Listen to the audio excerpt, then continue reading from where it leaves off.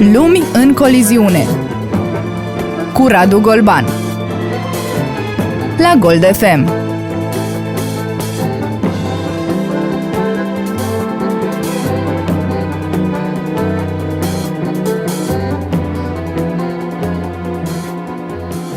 Bună ziua, doamnelor și domnilor! Bun venit la Lumi în coliziune, aici live la Radio Gold FM pe 96,9 MHz sau pe YouTube și Facebook. Vă invit la o dezbatere despre un subiect pe care anumiți lideri mondiali l-ar dori trecut sub tăcere. Este posibilă citirea gândurilor și mai ales influențarea lor? Mă vor ghida prin acest univers terifiant doi savanți. Filozoful italian Matteo Mazzanti, licențiat al Universității din Bologna, specializat în inteligență artificială, ne va vorbi despre tehnologiile de scanare cerebrală și posibilitățile de influențare a gândurilor. Nu în ultimul rând, vă veți revedea cu cercetătorul Costin Dămășaru, care a studiat neuroștiințe la MIT și conduce un colectiv de neurologi, psihiatri și geneticieni care și-au propus să găsească metode non-invazive pentru afecțiuni neuropsihologice. Îl voi întreba despre necesitatea unei legislații naționale sau chiar internaționale în materie de drepturi neurologice pentru a ne proteja de dorințele unor lideri globali de a folosi în interes comercial sau politic, evident, tehnologiile avansate. Analizăm împreună și modelul din Chile, prima țară din lume unde s-a votat interzicerea intervenției tehnologiei asupra minții fără acordul cetățeanului. Hello, Hi. Mr. Mazzanti. How are you? Hi, thanks. I'm fine. Glad to be here. Welcome to Radio Gold FM, here to our debate, Worlds in Collision, Lumi in Coliziune. I don't know how you'd call it in Italian, but for sure you can understand a few words of the Romanian part of the talk show, which I addressed in our language. Yes, I do. Now, dear ladies and gentlemen, today I have the opportunity to speak with Mr. Matteo Mazzanti. His name may sound familiar to many of you who viewed already some of his debates about the history of mind control. Now, today we explore his research related to mind control technologies and some philosophical aspects related to this issue. Yes, it's quite technical, I know, but his explanations and discoveries are almost mind-blowing. Now, let me tell you also a bit about Mr. Matteo Mazzanti. He holds a philosophy degree on emerging properties of artificial intelligence systems from the Bologna University. He was born in Italy, 1975, and he's a philosopher, web programmer, and political activist. That's quite an impressive activity and area of research you are involved in. How did you come across this area, and when it was the first time when you encountered this subject, which obviously is fascinating you?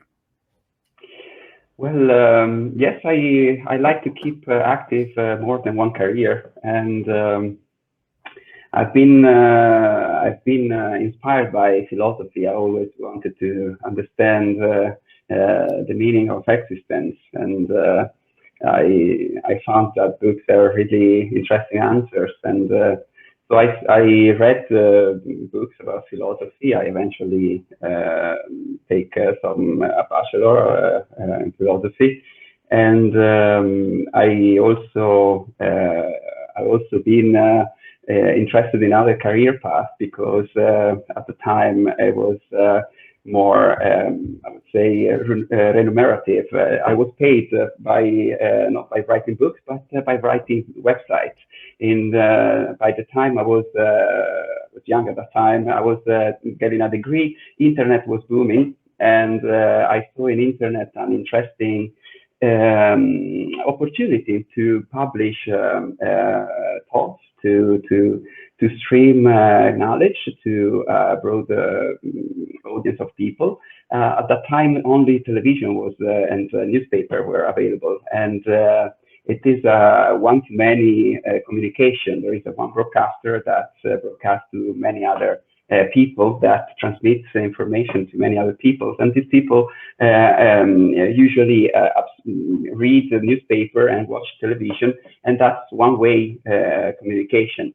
I saw in the internet a big opportunity to have distributed two-way communication. So I mainly, so my main purpose was a bit, I would say political, to basically learn the mean, learn the tool in order to be able to communicate with other people in a different way than the usual.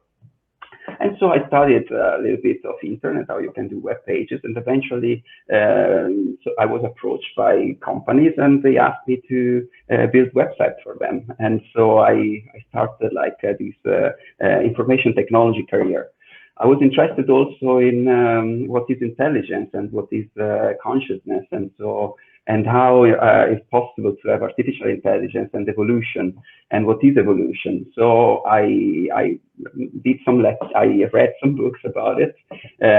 I like to read short books, actually. I like to read the emails of people that have a deep knowledge about the topic I'm interested into. I really have a big respect for time. And then in 2013, it was in 2013, I eventually had a vision, or let's say a momentum.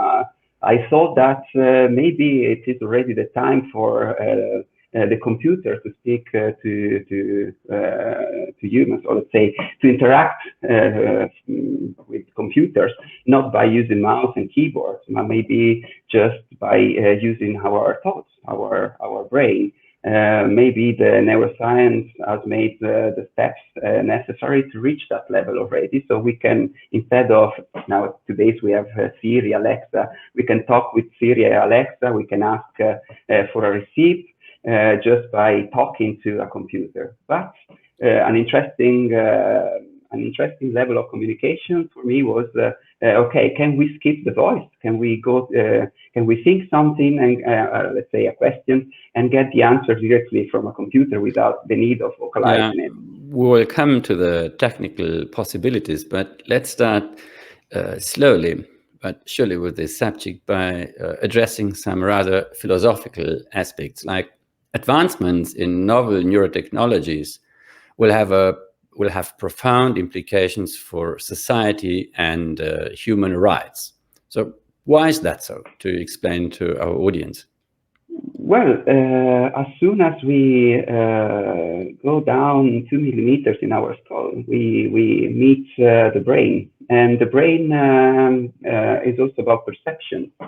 And so at some point it defines our reality. So that's why it's a big important to understand the brain, understand how it works.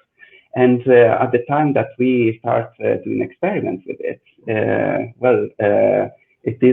we need to take some care, because we are working with the material that define ourselves, that produce the language.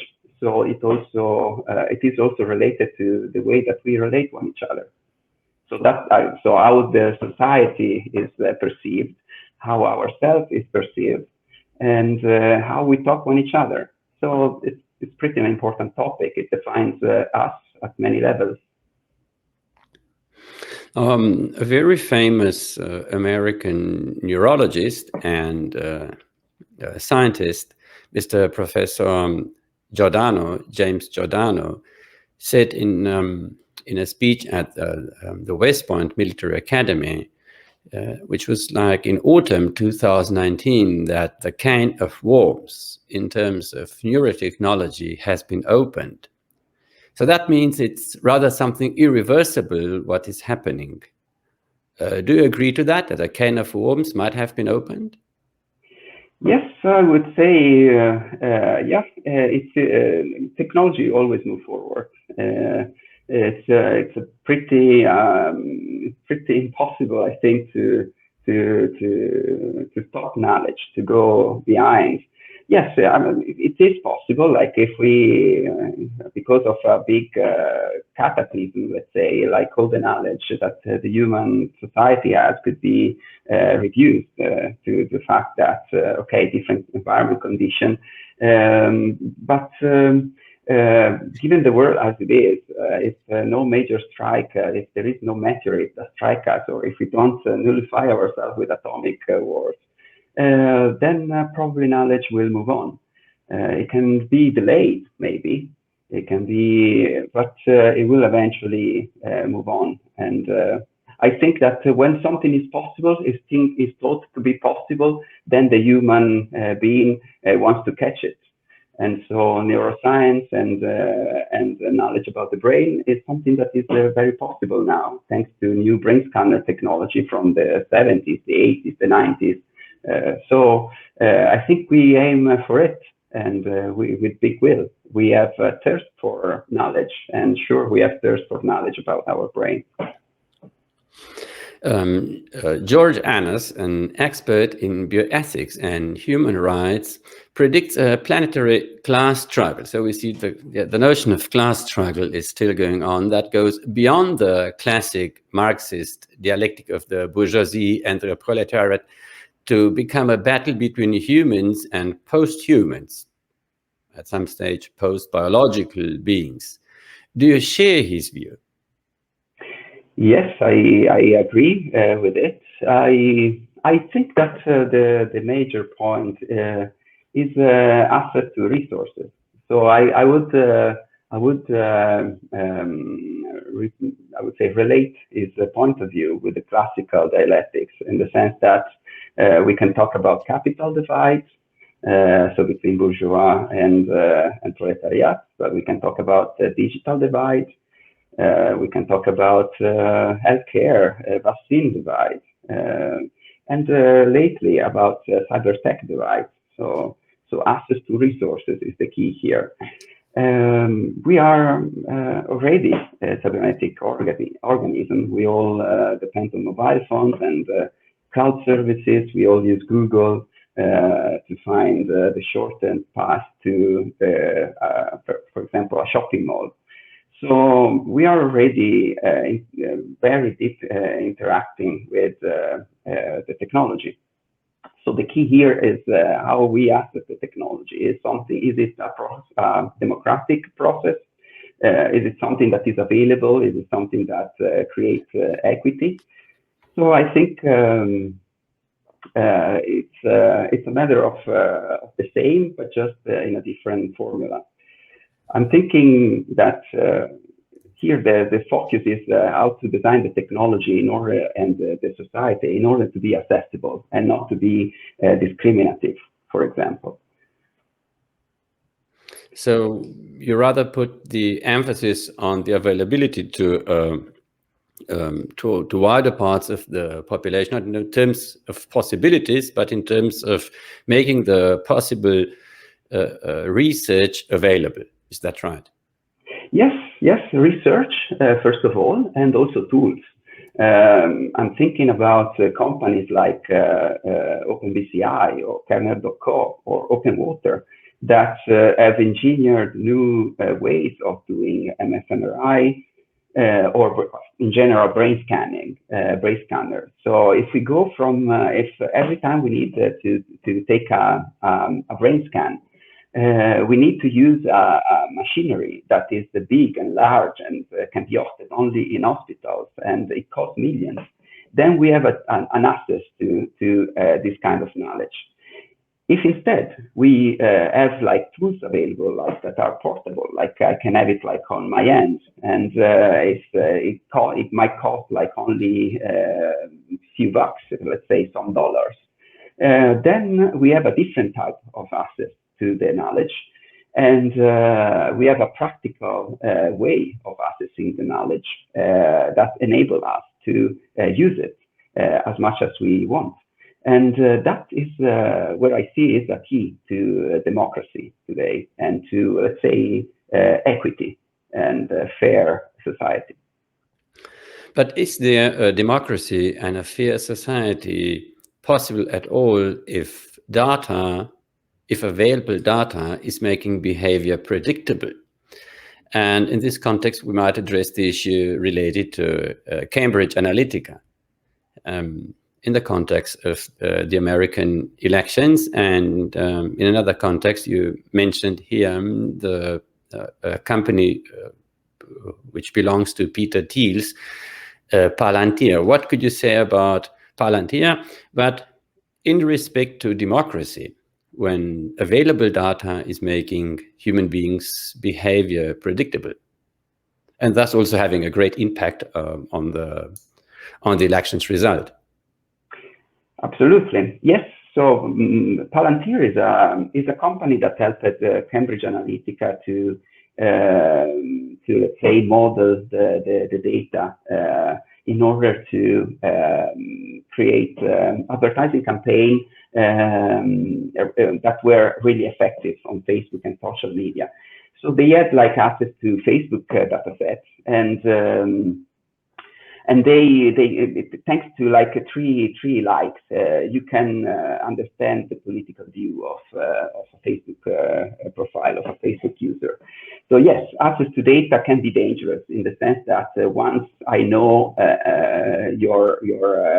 once I know data about you, I can forecast your behavior, and if I can forecast your behavior, then I can easily manipulate you. And this is a big problem that arises with Cambridge Analytica. And what also is even more astonishing to me is that Palantir now is using machine learning and these techniques to reinforce biasing, so prejudgments about ethnical groups and like, for example, people of colors.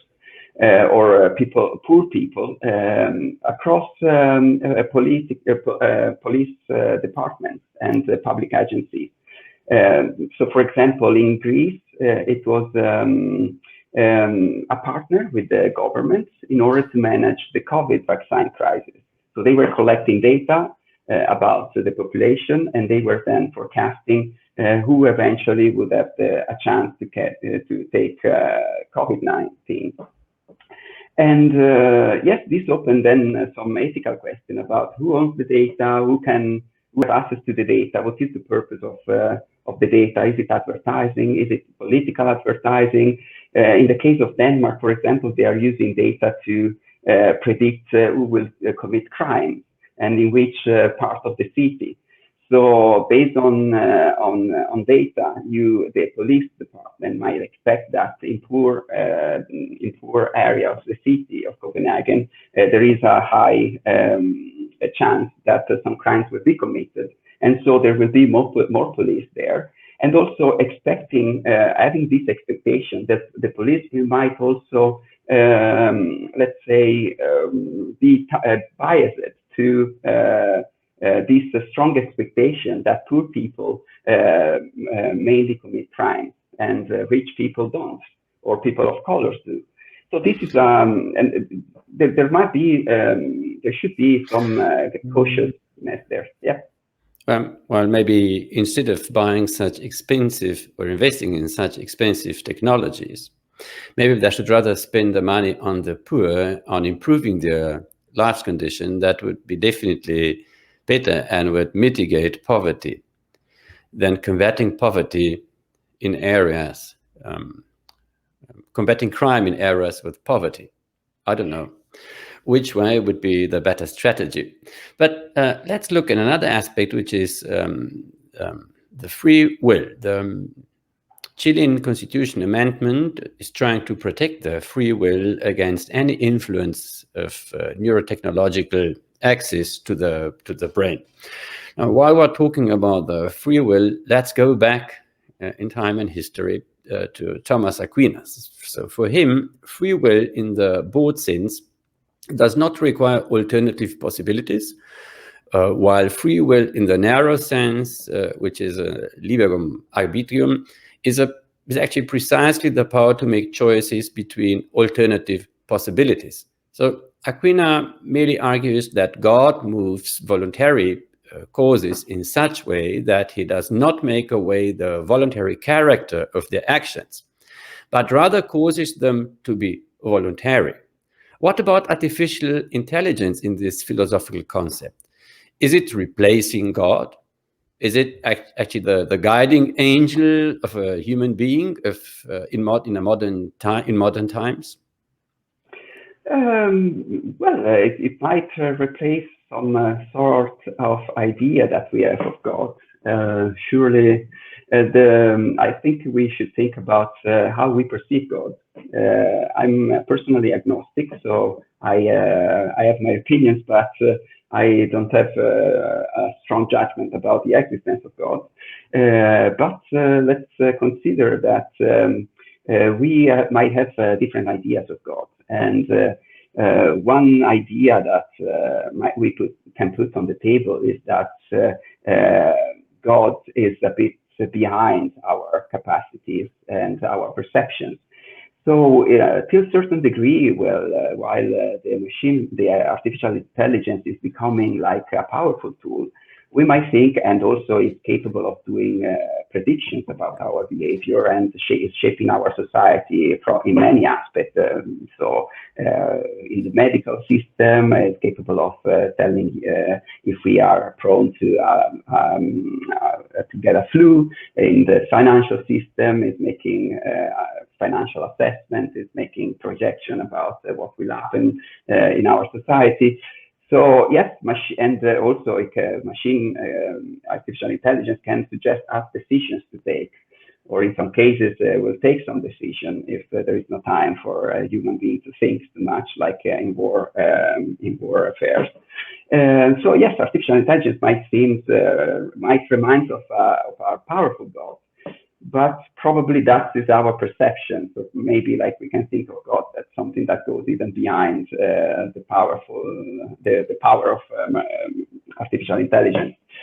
And then yes, so thinking about the limited capacity that we have in arguing or in perceiving God or the same reality.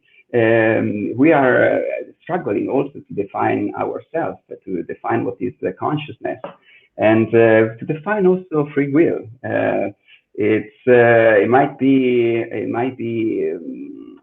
Thomas d'Aquino might have found an interesting analysis there. I like personally the status of mind in which one you're doing what you're happy to do, what you like to do, and in that case the free will is not even necessary, as you remove yourself from the equation. So let's say a music composer, and after like 10 years of research and investigation and creativity might create a masterpiece.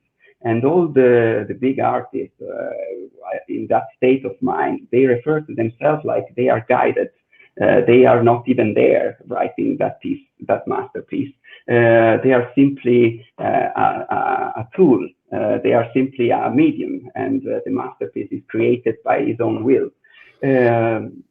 I like this aspect of free will. So when it is aligned with our happiness, with what we want to do, what we like to do, what is our vocation in life, then free will is not something that we have on the table anymore. And so we should not insist on the free will in the way which, let's say, Thomas Aquinas described it. So we should rather focus on the happiness and on the general well-being, and then any debate about the free will is not more necessary. It is important to have free will in the sense that but it can be defined also negatively. So I like air. I know that air is important for breathing, but I don't really care too much while I'm living and breathing. But as soon as the air is missing, we feel that something is going wrong. The same with freedom. I will relate it to happiness and in this framework, in the sense that when we are able to create happiness, to help another person, and to have a real impact on a positive impact on another person. Then what happens? Are we sent to prison? Are we running in trouble because are we doing something good? Let's take the biblical example of Jesus Christ that was crucified for telling things that were not in line with the power that the status quo. So in that case, we see freedom in effect when we are not capable of improving the world. And this is how. I wanted to ask you, how could the intrusive and manipulative technology look like? Because many people, when they hear for the first time about the neurological rights, they tend to be optimistic and claim that science is not so advanced yet. Now, in contrast to Mr. Professor Juste from the neurological department of Columbia University, who considers neurotechnology a tsunami, literally a tsunami that humanity will have to deal with, which is why people need to be prepared. Do you share his view, or do you rather agree to the people who say technology is not so far yet and we can still be very relaxed and optimistic that it won't affect us or our generation at least? I totally agree with him. I think it's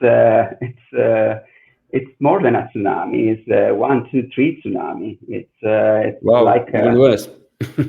Yes, it's like it works in cycles. So we have, and also knowledge is distributed in the globe. So there are some research centers in which the knowledge about this specific technology is really advanced, and other parts of the world in which one is not.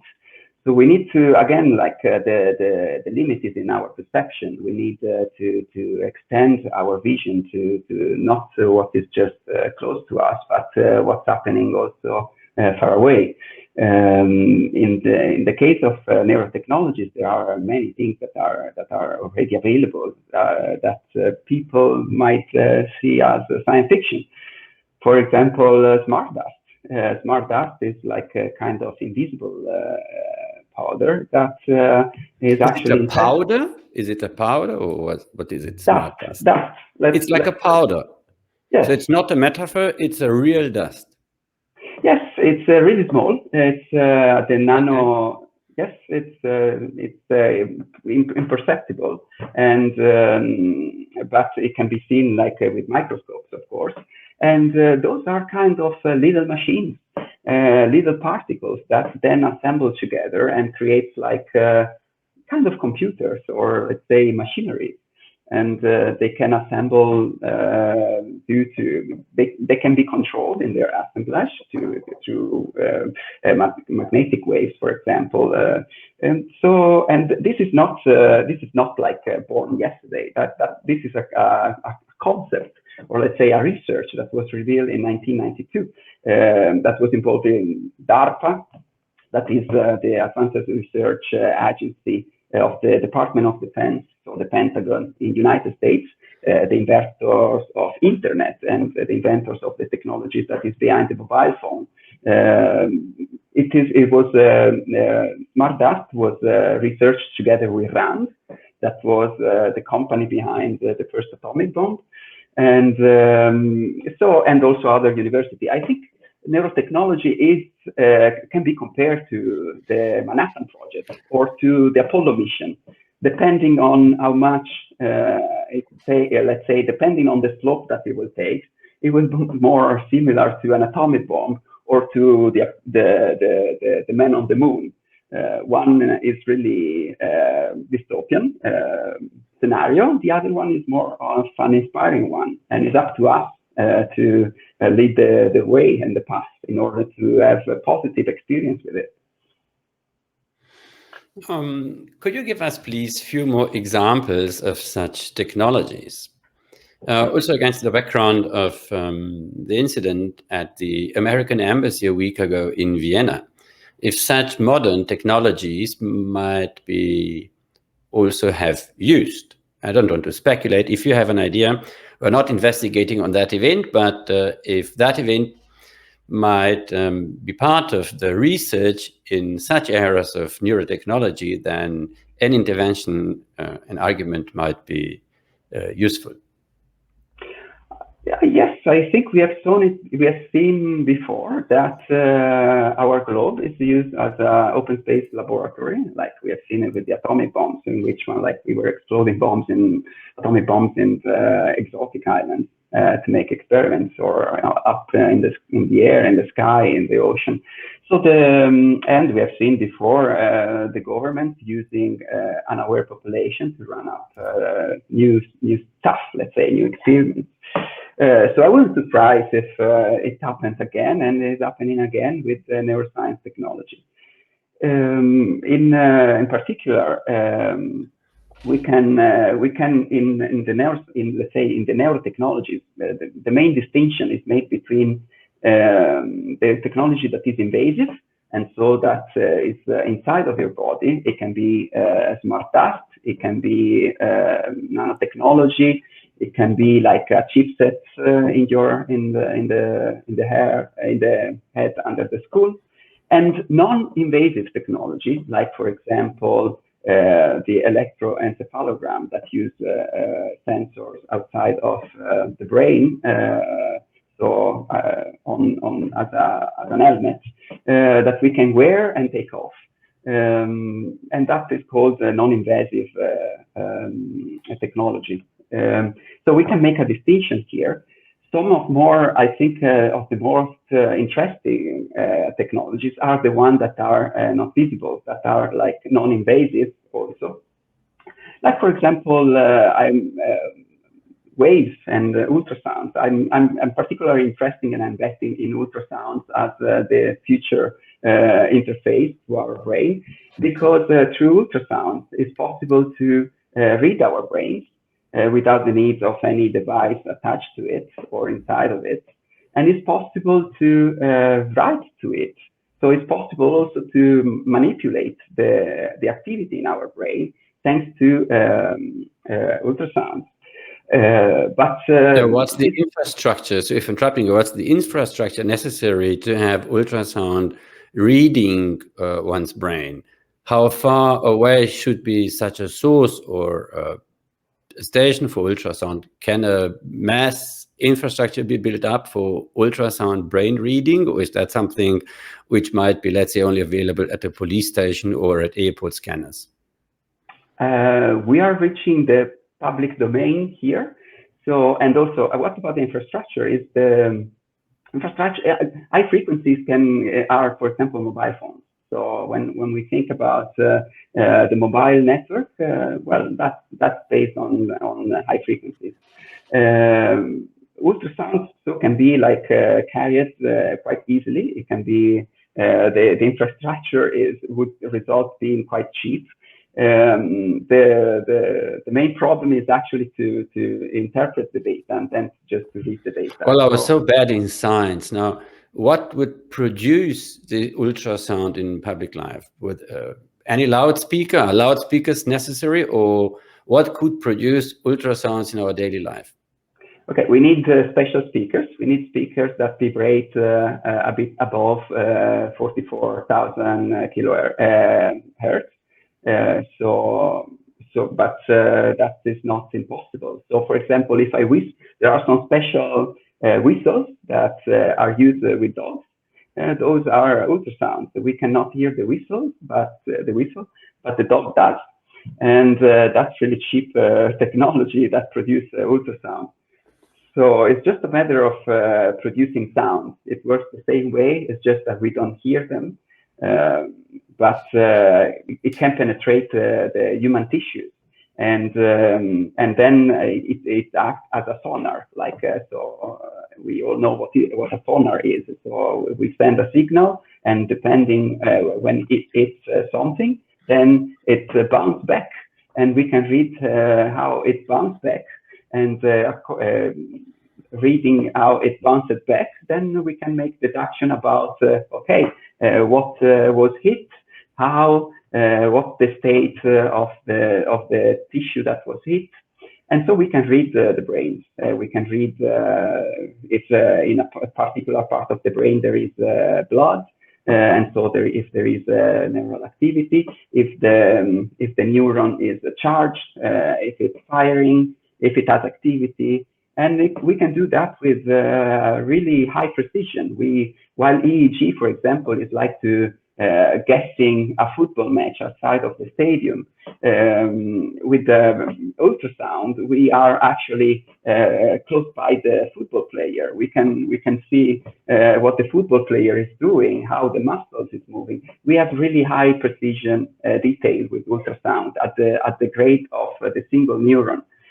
So it's a very interesting technology, and it can be used to understand what we are thinking. You've indicated also some sources that the military is looking at this aspect of ultrasound. So that's not just a subject in the area of science. They're also looking at apparently at weaponizable aspects of ultrasound, isn't it? Yes, absolutely. Of course, like military are obviously interested in all these kind of technologies. Yes, in particular, I'm following. I'm referring to that to the activities of DARPA together with the Tyler Lab. So William J. Tyler, I don't know exactly it's pronounced. Is a really talented neuroscientist and I would say neuroengineer. And back in the first decade of 2000, he was studying how we can use ultrasound to help people doing sports, so peak performance. So but also, and then he was approached by DARPA and said, okay, let's use your research to warfare, being applied to warfare. So instead of people doing sports, let's talk about soldiers. How can we relieve soldiers from stress? So like when you kill too many people, maybe like you might end to have some stress. Can we manipulate that? Can we get rid of anxiety, fear? And can we eventually read their mind, the inner voice that they have? So can we communicate without the need of speech? Can we just have in a battlefield soldiers that talk one each other just by thinking? And so they started funding the Tyler Lab a lot with millions. And eventually William J. made some advancement in it. And those are not fully disclosure, of course, because it's military research. And so just like a few takeaways, if we can indulge on this topic, low latency ultrasound can modulate neural activity. So we can read, but we can also write. Also, we have high spatial resolution. So it's like we have information, really detailed information. So compared to other neurotechnologies or brain scanning technology, ultrasound go really in a precise manner. And what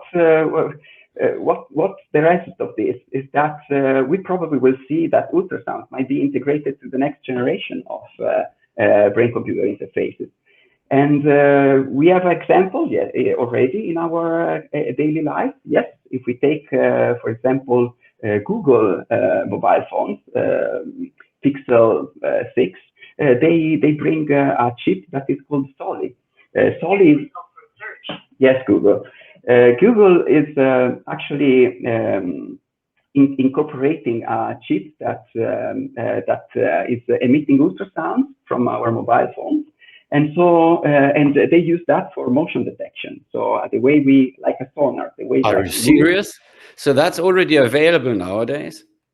Yes, that's available. Well, I'm not that familiar with modern technique, and my technique at home is not necessarily the state of the art. So, but this new cell phone has a built-in chip which detects emotions of the holder of the cell phone. Is that right? No, not emotion, motion. Oh, detection. the motion. Yes. Okay, the motion. I see. But for example, there is a research that was published few years ago that we can detect, read, let's say, the emotions of a person using wireless networks. So the network that we are using at our home to serve internet, that can be used as a sonar to detect our arousal, are we happy, are we passive or active in are we active in our emotion or not. So it's something that is emerging, and it's already, I would say it's there. It's just a matter of implementation. Also, a little note about this solid chip that Google is shipping with Pixel 4 and 6 mobile phones already. So we are talking about 2016, 17. The time in which Google was advancing in the solid chip research, it was collaborating with a former ex-DARPA director, Regina Dagan. Regina Dagan was in DARPA, was the first female director in DARPA, Chateau. And she was there when, let's say, the brain initiative, the United States brain initiative was revealed to the public. So when neuroscience went really public, and also was really founded, there was like a big synergy in all the American societies between university, public sector, and the Department of Defense, of course, to make neuroscience a big topic in the mainstream layer. And at that time, she was the director at DARPA, so she organized a meeting and encounters with Oracle, with Microsoft, with Google, and then to understand if the capability for this new wave, I would say, one of the first, probably not one of the first one, but let's call it just wave, tsunami. One of these tsunami was happening in the United States. And she was there as director of DARPA. And then after, she then resigned from being the director of DARPA. And then she started working at Google, at the ATAP project, the secret lab in Google. And during that time, Google was working with Motorola and with mobile phones technologies. And eventually in that period, the solid technology was invented, or let's say was developed and applied to commercial devices in 2019. Then Regina Dagan moved to Facebook after Google, and in Facebook she worked to this secret project called Building 9, that then became the reality lab. After a while, they went public. And they said publicly, we are working on mind reading technologies. We are working to post on Facebook directly from your brain without without the need of a mouse. So I see here Regina Dagan is still working. She is doing what I call the technological transfer. And so she's moving like to the big players and giving like some sort of inspiration, like we should develop this. Maybe it's a way to democratize the technology, their own way probably. Or maybe a way to weaponize the commercial technology. Yes. Actually, the other way around. Now, to which extent do you, Matteo, include the magnetogenetics in the area of non-invasive ways of brain control? I'm referring here to the Guardian, which already 2016 published an article about neurophilosophy, to such technologies reading the mind. But since then, there are several studies by the Rockefeller University, Buffalo University, Virginia University, the University from Zurich about magnetogenetic control. And several studies are all referring to this technology. Is that another potential threat in addition to all the other ways to influence or basically read our mind? It's for sure, it's both a threat and an opportunity. Magnetogenetic is vastly used, is mainly used in labs nowadays, as the optic genetics. So basically the principle is this one, like we modify the genes in a subject, so they are, let's say, they have like some new properties. That is the property to react to magnetic fields, or in the case of optogenetics, to light. And so then sending magnetic fields or light to these cells, to these modified cells, we can make them react. In the case of neurons, we can make them fire, or we can just read what they are doing because they have like these little genes that act as antenna. And for sure, it's an interesting technology, but as I said before, ultrasound, I think, is more interesting. We don't need to modify genes there. We can, like, there's no, it's cheaper, I would say, from this point of view. So it's just like, it's not so available to labs because it's still, like, from a public point of view, at least for my perception, for what I see on the newspaper, is not still a public domain technology. So while magnetogenetics and optical genetics are. So that's why I think they are so used in labs, because they are available. At the time, as soon as ultrasound brain reading will be available for a cheap price, I think lab will start, all the research lab will start using it probably. And then that would be a new tsunami. Now, all these technologies, do you think they have some in common, or it just happens that they appear one after the other in various areas of research? Or is it always the military having an interest to dominate, to combat, to counteract, or to influence foreign dominance? What is your personal explanation to this technical evolution, and why are we now facing this evolution in a more rapid way and change than over the last, let's say, 20 years? Yes, for sure, it's an interesting technology. It's like an apple that has become quite close, and we are more willing to take it. So we feel that this technology is, let's say, 2 steps ahead from us, or let's say very close to be developed. And so we rush to it. It's like to have like, we are curious as human beings, and we want to have fun. We like happy endings. We like to entertain ourselves with the reality, with our bodies, with technologies in general, with language, with poetry.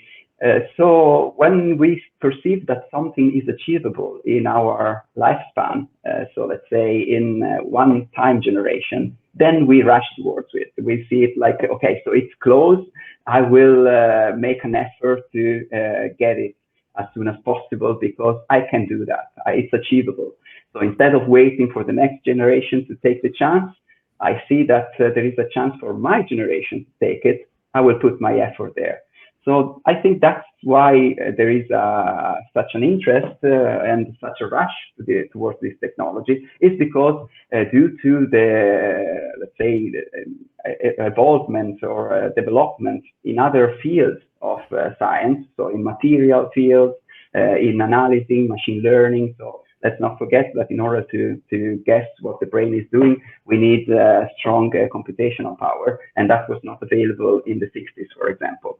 So nowadays, there is, let's say, an ecosystem of technologies that makes the mind reading technology, or let's say the brain-computer interface, quite available, so researchable and usable and practical.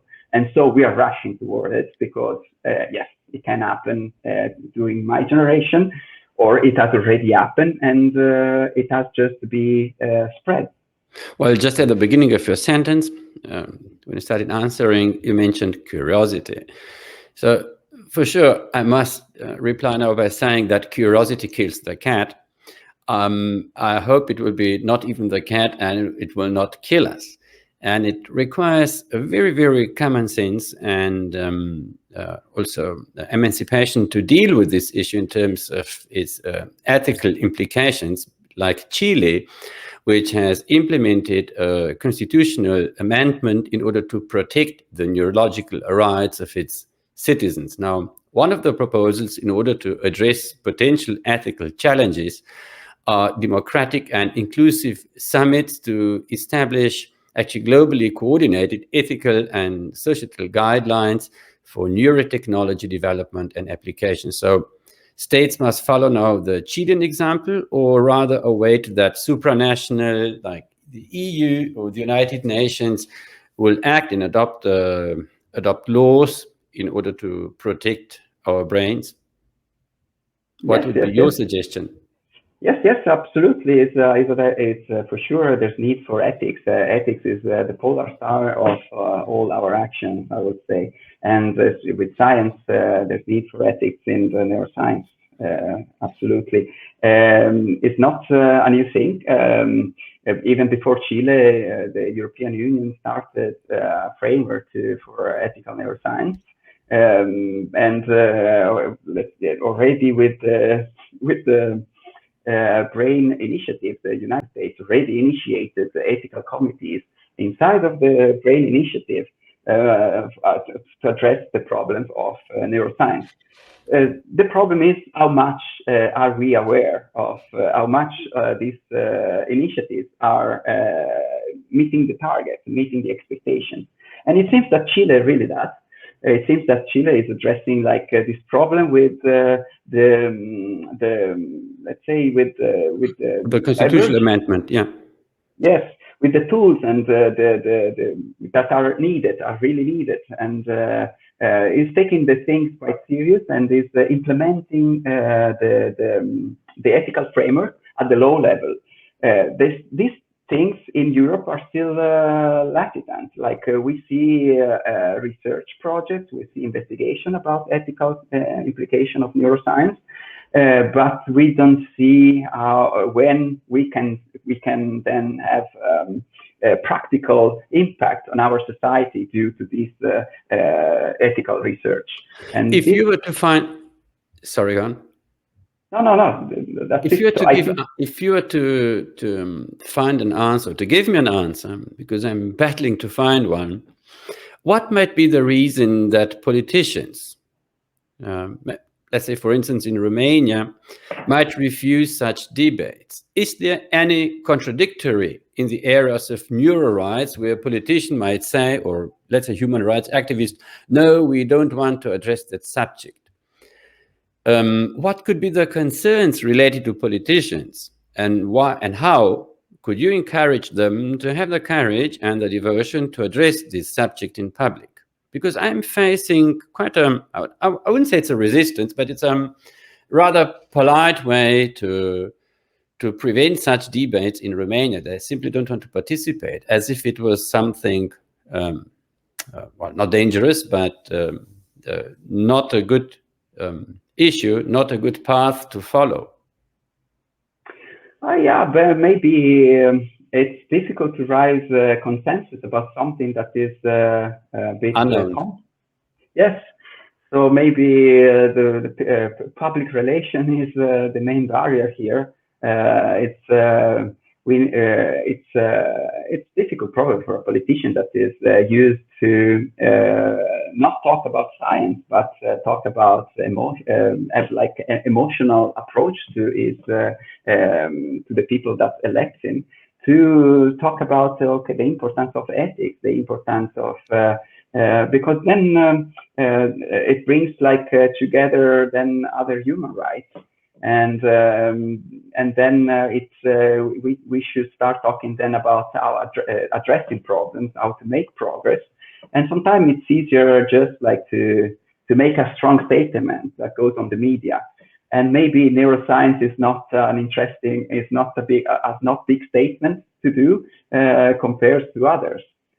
If I was a politician, I would surely address this topic. It's also a way to talk about the importance of the consciousness of ourselves as our existence, let's say the decency of life. And so it will be like let's say a key concept to address then also other problems and other aspects of our life. But maybe there is also another aspect, is that maybe there are a part of our society that have dirty hands when it comes to neuroscience and let's say experiments on the population. And so maybe like it's not a direction to dive in the sense that it might be dangerous. So, for example, in Italy, when we talk about terrorism and in particular about state-made terrorism, so let's say at some point in history in Italy, we had the government that was putting bombs in public place and killing people just to manipulate the public opinion about politics. Okay, so investigation in that direction is not easy to carry at the political public speech level. I suppose that the politician should do their job, if possible, and address the main issues instead of staying in peculiar and minimal topics. But everyone has his own style. Eventually, they will be hit by a tsunami themselves, and that they will pass away in the sense that I believe also in evolution and adaptive systems. I think that to be a politician, it means like to navigate at the right time, the right topic as well. And so when they will be hit by this neuroscientist tsunami, they will have to address this topic. And the people many people will change their mind about it, politicians included. Your answer is a very discouraging one. So I thought, what would you propose to determine politicians to address this subject? You went on, that sounded quite optimistic. But what you now lately said, that these politicians need certain qualities. While listening to our debate, they will say, being self-critical, oh, no ways, we aren't like that, so we can't address neuro rights, because the qualities which you mentioned, which a politician ought to have, is talking about a very ideal politician, which we seldom encounter in our days' lives, isn't it? Yeah, I like leaders, and I suppose that politicians should be leaders. Should be, but difficult to obtain. Yeah, and then some of them are, and usually they are not so successful in the public mainstream. I think we cannot put everything on politicians. It's also about who writes on the media. It's also who owns the media, who puts on the political agenda in the mainstream infosphere. So, and also how the university is working, how the school system is working. So it's an whole system that actually is able to produce great politicians. And I suppose that that comes then from the population itself. It's about also the population. I don't remember which philosopher, but there is a big responsibility in the population. So when the politics is not going in the right direction, the population should change the politician. And yeah, so I think part of the responsibility is also about people, and people should start with themselves and make a change. Our responsibility to address such issues and discuss them in public, teach the public, inform them, and let them build their own opinion in order to have then influencing the politicians to take a better look on this issue. Exactly. Like, for example, this radio show. So the service that you're doing here is having an impact on people that might be like in their kitchen and or in their sofa and listening to these topics that usually are not on the newspaper, and finally start to think about it. So it's really up to, and then they can choose like to not think about it. So it's really up to many aspects of the society, many people that create a good society, not only the politicians themselves. Of course, they are like in a position in which one they could do something big and loud and drive, let's say, a tsunami, or at least like create a symbolic event. What some the Greenpeace founders were calling a mind bomb. So you can create like a symbol happening, being like exposed like to the public sector, like a politician is. You can create like something big that stays there. Maybe it will ruin your career, but you have done your service. And you are left then something behind that will stay beyond your life. You will become immortal as a politician. Well, that's definitely an option. This was something very encouraging now. While having reached the end of our extremely interesting debate.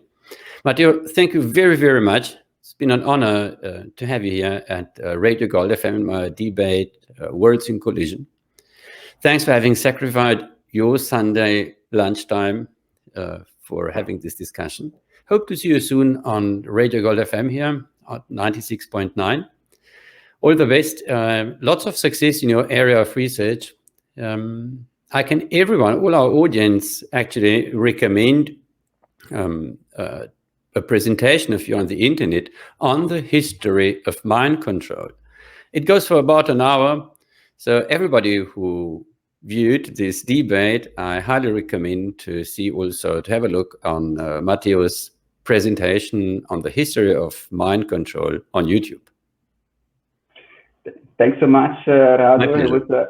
It was a pleasure to be here, and thanks for the service that you're doing. I wish you like all the best and to reach a big audience. And thanks so much for having me as a guest. Thank you. All the best. See you soon. Bye bye, Matteo. Doamnelor și domnilor, ați ascultat pe cercetătorul italian Matteo Mazzanti. Luăm o scurtă pauză, după aceea îl așteptăm pe domnul doctor Costin Tămășaru, cu care vom continua această discuție despre evoluția drepturilor tehnologice și necesitatea unei astfel de implementări în România. Lumi în coliziune cu Radu Golban la Gold FM.